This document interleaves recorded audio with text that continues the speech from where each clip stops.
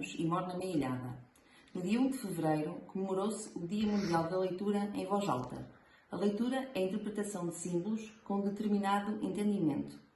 É extremamente importante que faça parte da nossa vida e temos a responsabilidade de incutir este bom hábito aos nossos filhos. A leitura enriquece quem a pratica.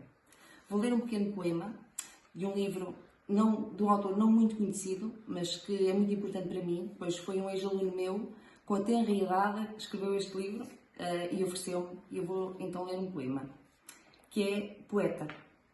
Ser poeta é imortalizar as minhas palavras em versos loucos e soltos. É escrever com o coração, dar uso à imaginação. É ser livre como uma ave e cativar-vos a vocês, mortais deste mundo, com versos e cantigas.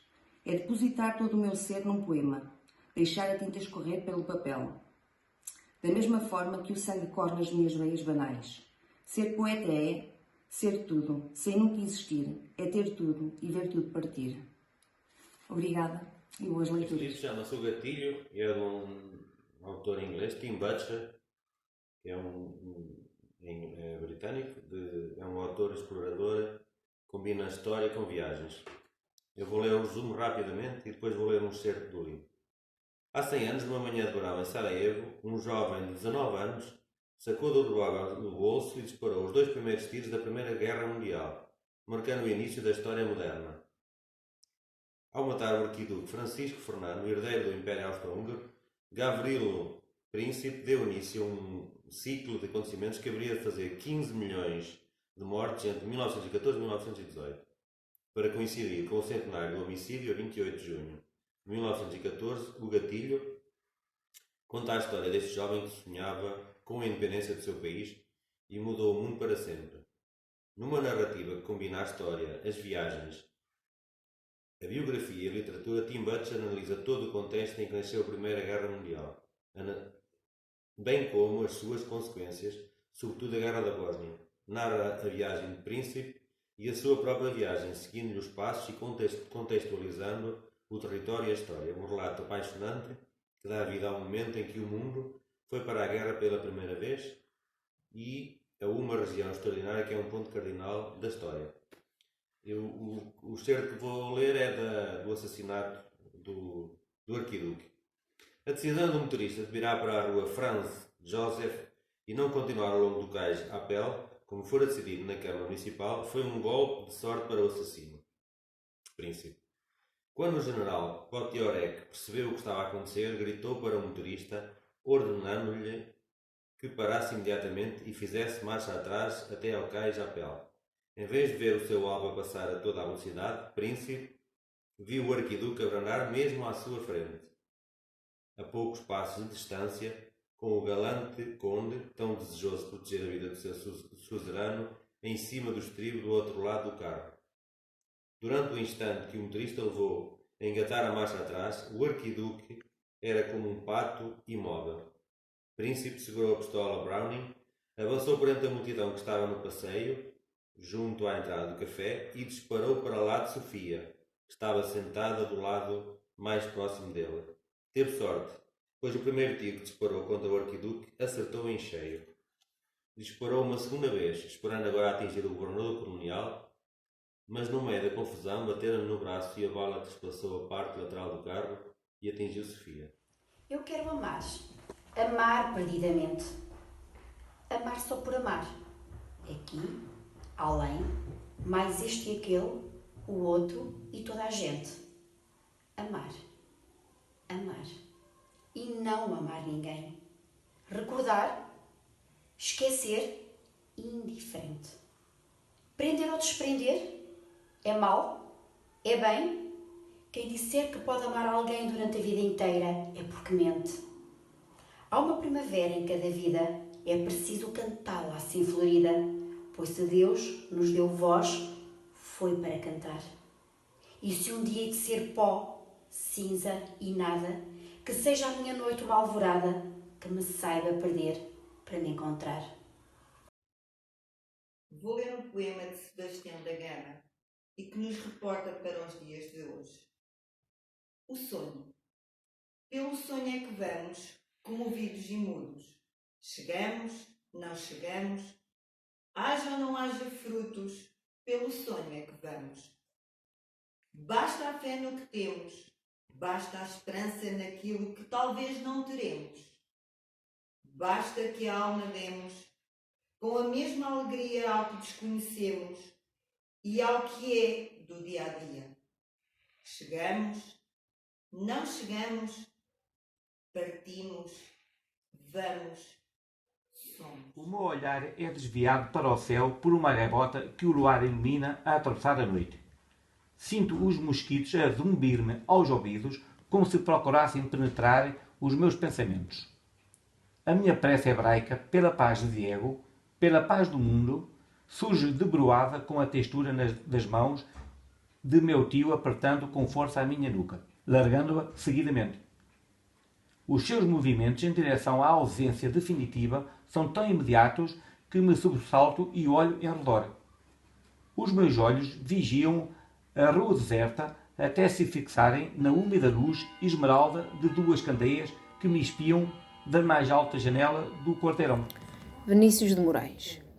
Para isso fomos feitos, para lembrar e ser lembrados, para chorar e fazer chorar, para enterrar os nossos mortos. Para isso temos braços para os adeusos, mãos para colher o que foi dado, dedos para cavar na terra. Assim será a nossa vida, uma tarde sempre a esquecer, uma estrela a se apagar na treva, um caminho entre dois tumultos. Por isso precisamos de velar, falar baixo, pisar leve e ver. Uma noite, dormir em silêncio. Não há muito o que dizer. Uma canção sobre um berço, talvez de amor. Uma prece por quem se vai, mas que a essa hora não se esqueça. E por ela os nossos corações se deixem graves e simples. Pois para isso fomos feitos, para a esperança no milagre, para a participação da poesia, para ver a face da morte. De repente, nunca mais esperaremos. Hoje a noite é jovem. Da morte apenas nascemos intensamente. Reichendorf, Mondnacht. Es war, als ihr der Himmel die Erde still geküsst, dass sie im blutenden Schimmer von ihm nun träumen musst. Die Luft ging durch die Felder, die Ähren wogten sacht. Es rauschten leis die Wälder, so sternklar war die Nacht. Und meine Seele spannte weit ihre Flügel aus, flog durch die stillen Lande, als flöge sie nach Haus. O velho que lia romances de amor, Luís Sepúlveda.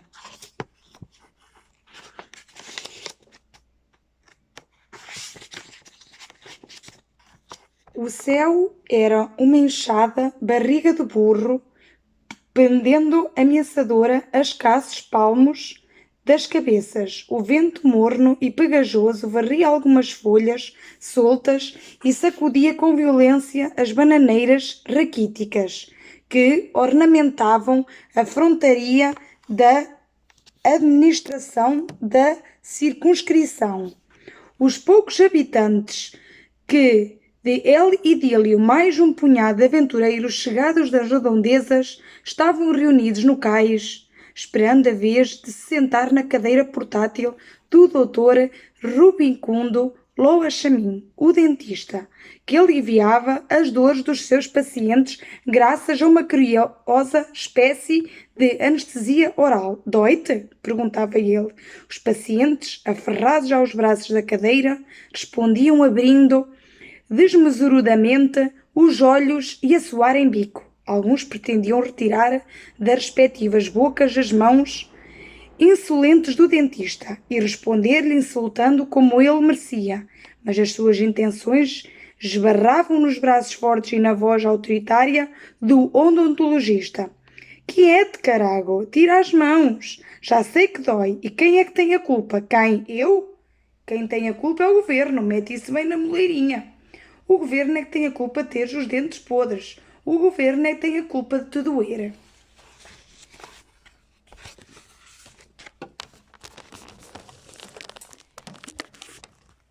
Então, os aflitos concordavam, fechando os olhos ou com leves movimentos de cabeça. O Dr. Lonchamin odiava o governo. Todo e qualquer governo, filho ilegítimo de um imigrante ibérico.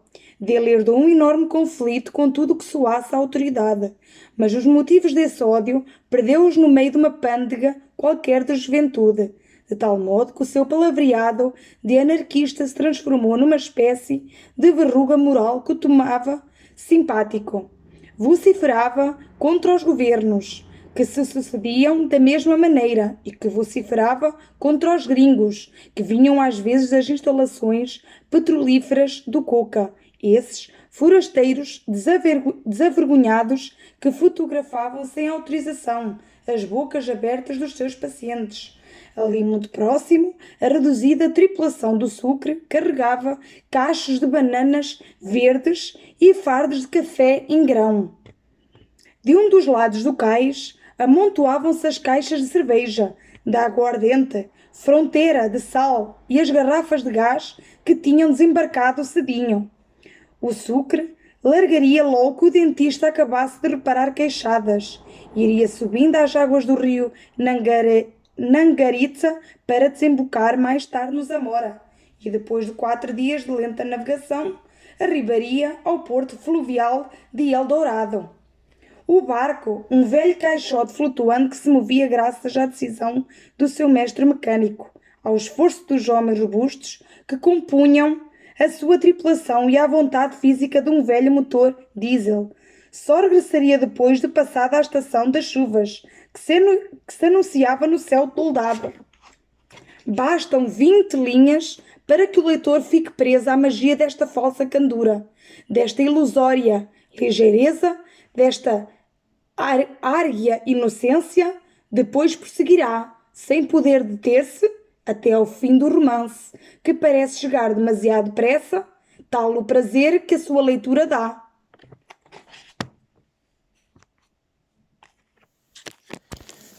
O sol jorrava por todas as janelas em cascatas de luz, tépidas e difusas, e os alunos inclinaram-se na sua direção. Pareciam flores em busca do calor meigo que lhes faltava. O rosto procurando a quentura e acolhedora com as suas promessas de aconchego.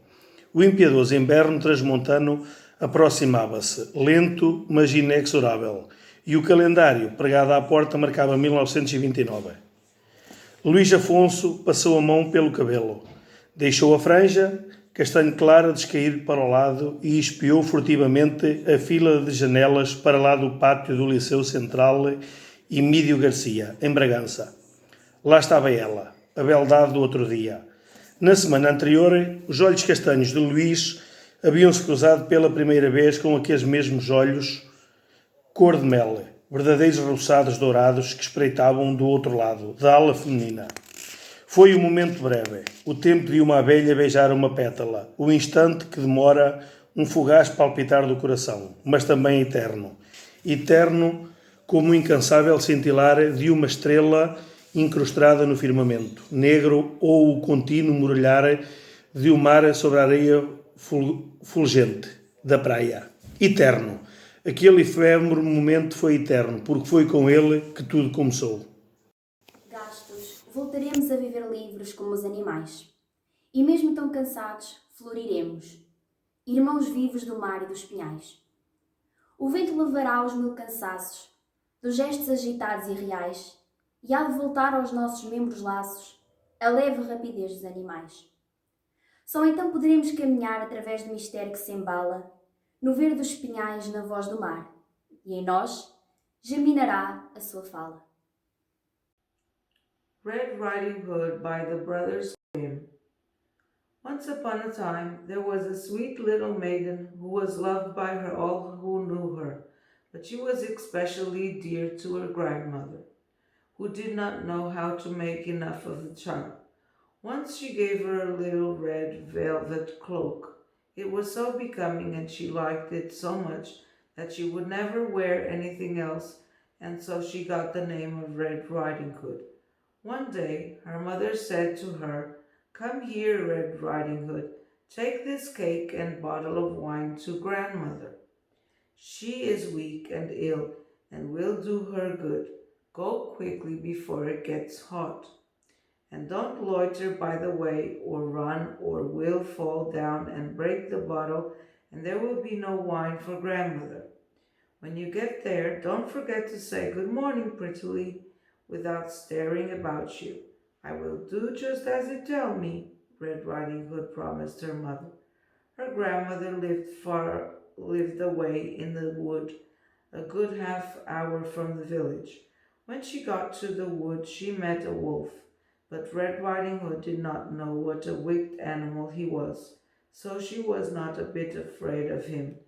Good morning, Red Riding Hood, he said. Good morning, Wolf, she answered. Whither away so early, Red Riding Hood? To grandmother's. What have you got in your basket? Cake and wine. We baked yesterday, so I'm taking a cake to grandmother.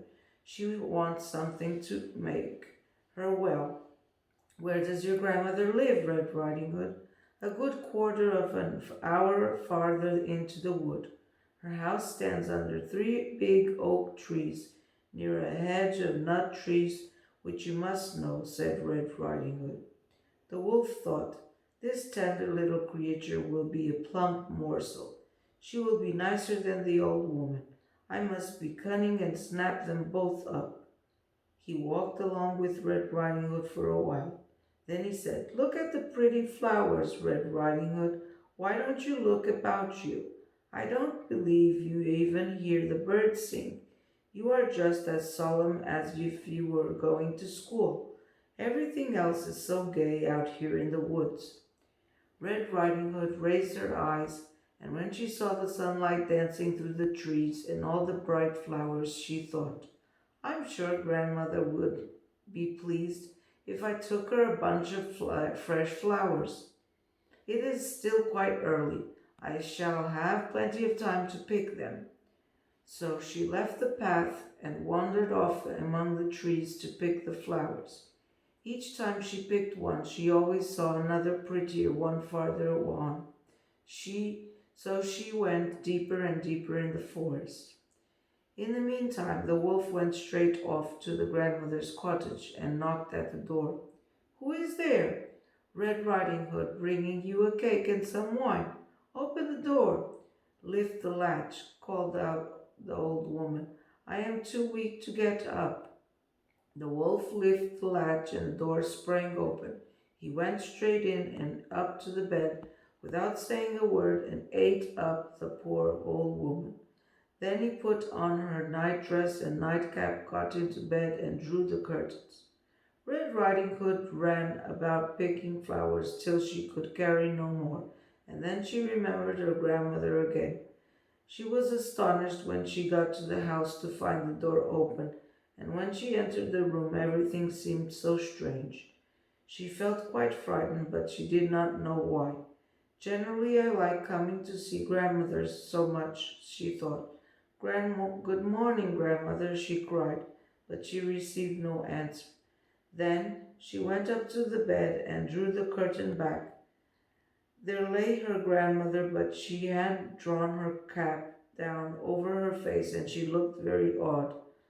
Oh, grandmother, what big ears you have, she said. The better to hear you with, my dear. Grandmother, what big eyes you have. The better to see you with, my dear.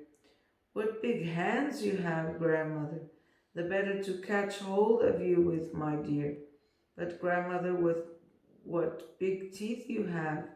The better to eat you up with, my dear. Hardly had the wolf said this, then he made a spring out of bed and swallowed poor little Red Riding Hood. When the wolf had satisfied himself, he went back to bed, and he was soon snoring loudly. A huntsman went past the house and thought, how loudly the old lady is snoring. I must see if there is anything the matter with her. So he went into the house and up to the bed, where he found the wolf fast asleep. Do I find you here, you old sinner? He said. Long enough have I sought you. He raised his gun to shoot when it just occurred to him that perhaps the wolf had eaten up the old lady and that she might still be saved. So he took a knife and began cutting open the sleeping wolf. At the first cut he saw the little red cloak, and after a few more slashes, The little girl sprang out and cried, "Oh, how frightened I was! It was so dark in the inside the wolf." Next, the old grandmother came out alive, but hardly able to breathe. Red Riding Hood brought some big stones, with which they filled the wolf, so that when he woke up and tried to spring away, the stones dragged him back and he fell down dead. They were all quite happy now. The huntsman skinned the wolf and took the skin home. The grandmother ate the cake and drank the wine which Red Riding Hood had brought, and she soon felt quite strong. Red Riding Hood thought to herself, "I will never again wander off into the forest as long as I live, when my mother forbids it." Manuel Alegre. É possível sem um nó na garganta. É possível correr sem que seja fugir. Se tens vontade de cantar, não tenhas medo, canta. É possível viver sem que seja de rastros. Os teus olhos nasceram para olhar os astros.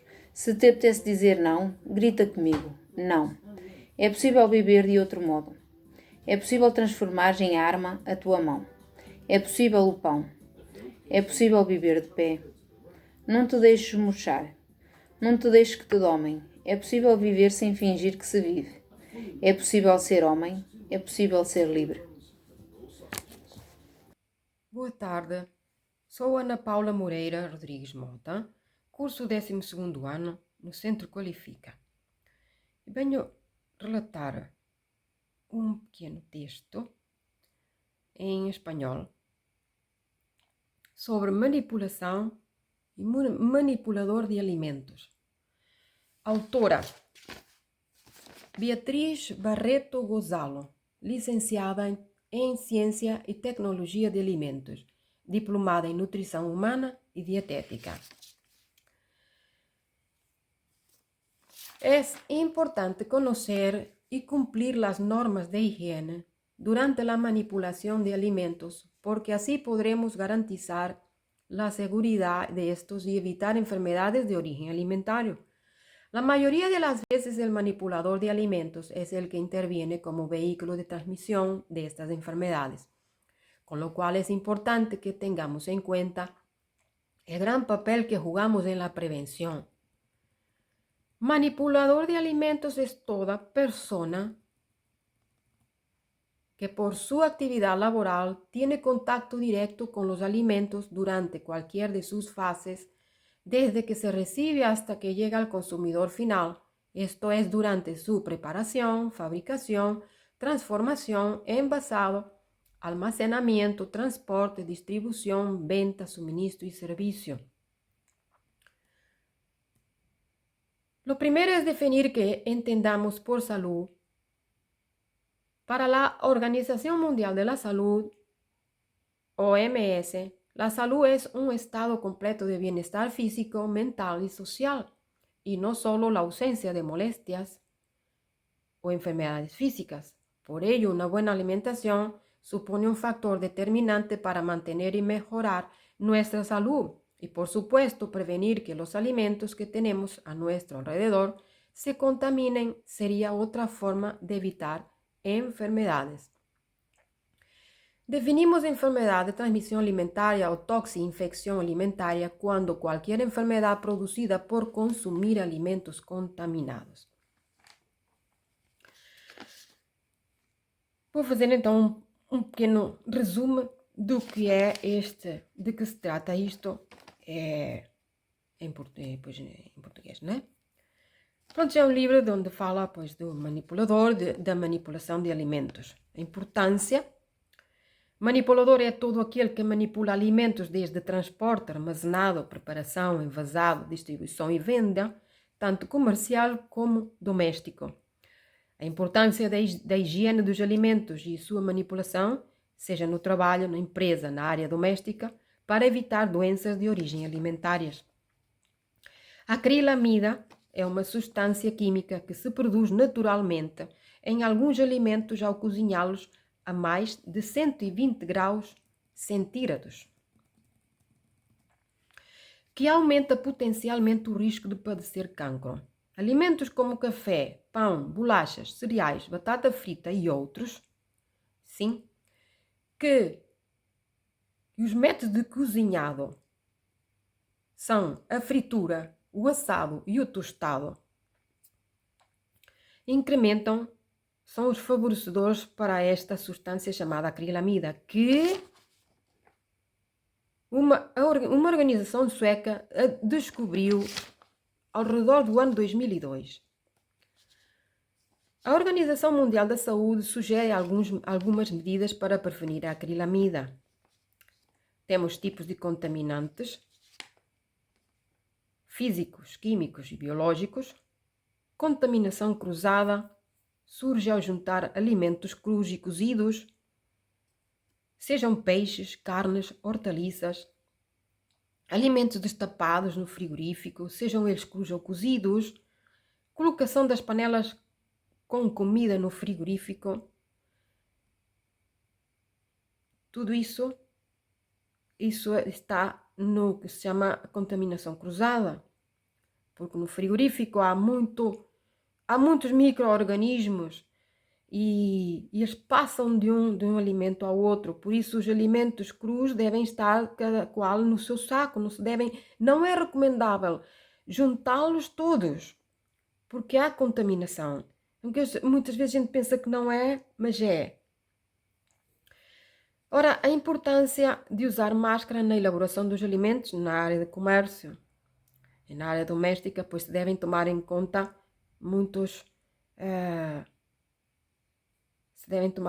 pois, os hábitos de limpeza, tanto a higiene pessoal e a higiene onde estamos a elaborar os alimentos.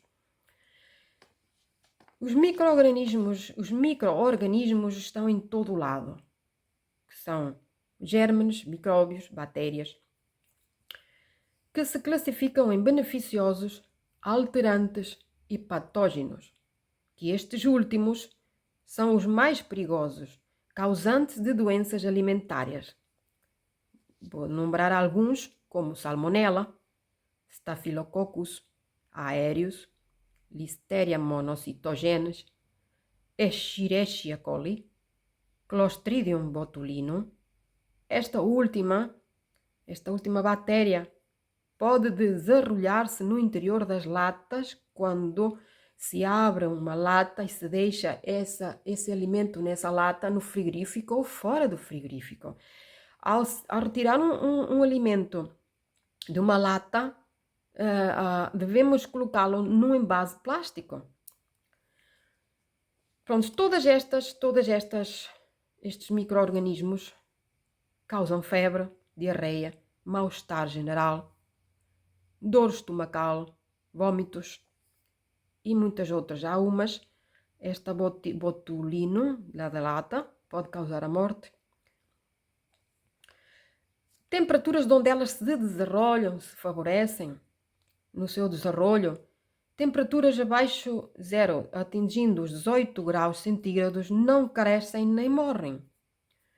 Menos 0 e 5 graus centígrados crescem lentamente. Mais 10 graus, entre 10 graus e 60 graus centígrados, favorecem o seu crescimento. Mais de 65 graus, quase todas morrem. O uso da pasteurização submete os alimentos a temperaturas de 80 graus centígrados, mata alguns micronutrientes, mata alguns micro-organismos, mas não todos. A cocção, chegando a uns 100 graus centígrados, mata, mas não mata as esporas. A esterilização atinge uns 120 graus centígrados, mata todos os micro-organismos, incluindo as esporas. A UHT, que é Ultra High Temperature, atinge os 150 graus centígrados, destrói tudo, destrói os germes e destrói também os nutrientes dos alimentos.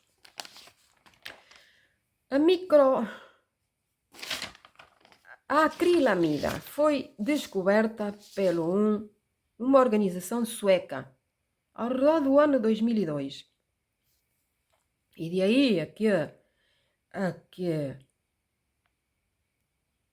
que a indústria alimentícia tornasse pública, houve muito impedimento. Pois a importância, nos fala este livro, a importância da manipulação dos alimentos e na sua higiene em tudo que tem no seu desenvolvimento, até chegar pois, ao prato, até chegar à nossa alimentação, à nossa boca. A higiene dos alimentos, a nossa higiene, pois é muito importante em todas as áreas. A importância da leitura é muito importante para nos manter atualizados sobre os acontecimentos, para estar atualizados, para ter conhecimento Eu já tinha feito, no meu caso, cursos de manipulação de alimento e que eles devem se fazer cada 4 anos para atualizar-se. E no qual descobri esta acrilamida. Então, é muito importante a leitura. É beneficiosa para a nossa saúde cerebral, a nossa saúde emocional e física. E pronto, para mim, sempre gostei da leitura. É muito importante ler para mantermos informados, neste caso, pois manter informado de tudo que tem a ver com a alimentação devido à circunstância que se está a viver hoje em dia. Ora, isto é um manual muito mais grande, isto é só um resumo muito pequeno de que se trata. Espero que tenham gostado. Casa muito estranha, toda feita de chocolate, vivia uma bruxa castanha que adorava disparate. Punha os copos no fogão, as panelas na banheira, os sapatos nas gavetas e as meias na frigideira. Escrevia com fios de água, dormia sempre de pé, cozinhava numa cama e comia no bidé. Varria a casa com garfos, limpava o pó com a farinha, deitava-se sem gatos na sala e dormia na cozinha. Vou contar a história Amanta, uma história aos quadradinhos de tecido, de Isabel Munhoz Martins, com ilustrações de Yara Cono, da Planeta Tangerina. A minha avó tinha 2 palácios. 3 quadros de pintores famosos, terras grandes, terras pequenas e algumas joias de rainha. Mas não foi por nenhuma destas coisas que as minhas tias quase se zangaram quando a minha avó morreu. A minha avó dormia numa cama enorme, apesar de ser uma mulher pequenina e muito magra, apesar de ter ficado viúva há muitos anos e de dormir muitas vezes sozinha. A cama da minha avó era realmente grande.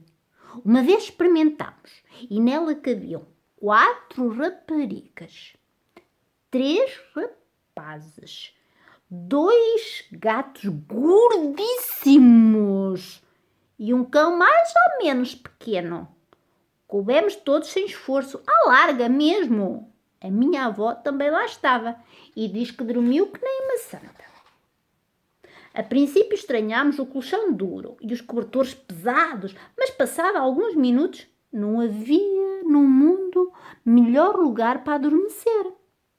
A minha avó aquecia-nos os pés, contava-nos histórias antigas até o sono nos vencer. Não contava histórias de um livro, porque não precisava. Tínhamos a manta. A manta era enorme, feita de centenas de pequenos retalhos. Cada retalho, uma história. Quando apontávamos um retalho, a avó dizia sempre: esse não tem nada para contar. mas depois começava e a viagem era sempre emocionante. E este avó? Oh, esse não tem mesmo nada para contar. Era de um vestido da tua mãe. Tinha ela mais ou menos a tua idade. Um vestido tinha um bolso pequenino, aqui à volta do peito, e a tua mãe dizia que vivia lá um gnomo. Talvez tivesse razão, porque a verdade é que ela enchia o bolso de bolachas e elas desapareciam sempre. E ria-se. E esta avó? Esse não tem nada para contar. Mas se queres mesmo saber, era de uma toalha velha que me ofereceram os meus padrinhos de casamento, quando disse ao teu avô que iam nascer as tias gêmeas. Entornou aqui uma travessa inteira de ensopado. Assustou-se, e com razão. E encolheu os ombros divertida. E esta avó? Esse não tem nada para contar. Era de um avental da tua bisavó. Olha, por acaso, o avental que trazia no dia em que o carteiro lhe entregou a primeira carta do tio Luís, a dizer que estava bem, andou com a carta no avental mais de um mês, até chegar a outra carta. E suspirava. Depois, a minha avó já ia lançada. Este das flores era de uma saia da maluca da tia Bárbara. Vestia essa saia como quem levava uma bandeira. Foi presa e tudo, nem queiras saber. Quando a saia se rompeu, fez fitas para o cabelo e um candeeiro que ainda temos ali na sala de jantar. O de xadrez é de uns calções do Filipe. Ficou em farrapos no dia em que ele caiu de bicicleta e partiu o braço. Coitadinho. Tinha a mania de fechar os olhos quando andava a bicicleta. E isso já dizia tanto dele. Este, dos elefantes, veio de uma loja da Baixa, que entretanto fechou, serviu para forrar almofadas e cadeiras, mas sempre me deu vontade de viajar e nunca de me sentar. O salpicado de cerejas era do meu saco da praia, de há muitos, muitos anos, tantos que já nem sei. Olha como está comido pelo sol.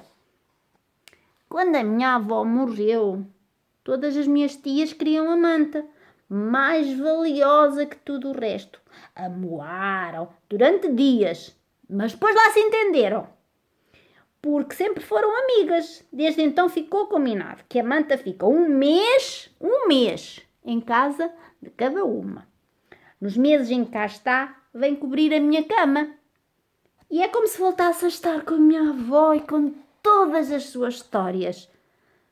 Há pouco tempo reparámos que alguns retalhos começaram a precisar de substituição.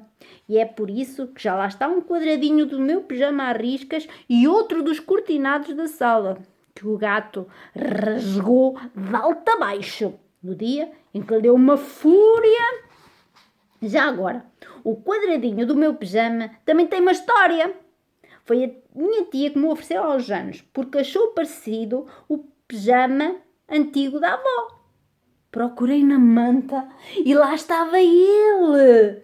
Realmente é quase igual ao meu. Eu e a minha avó, as duas dormindo juntas lado a lado, até os tecidos se gastarem e novas histórias chegarem a esta manta.